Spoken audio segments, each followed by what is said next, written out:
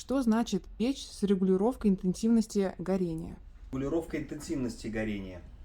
Сейчас это достигается практически на всех печах, представленных на рынке, даже самых недорогих.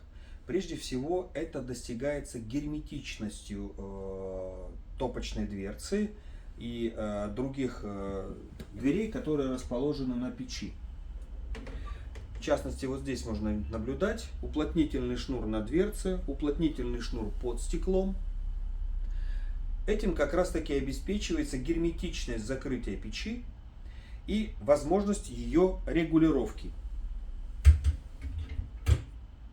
Регулировочные ручки. Таким образом, в печи увеличивается или уменьшается подача воздуха для горения.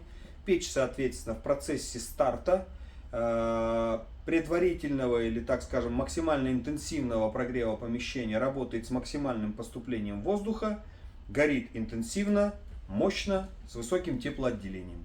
В процессе регулировки ограничиваем поступающий воздух, так как воздуха, кислорода поступает в печь меньше, горение становится более плавным, медленным, соответственно, снижается температура горения, температура и интенсивность тепловой отдачи корпуса печи на воздух. С вами был торговый дом Прометей. Обязательно подписывайтесь, ставьте лайки и приходите к нам в магазин.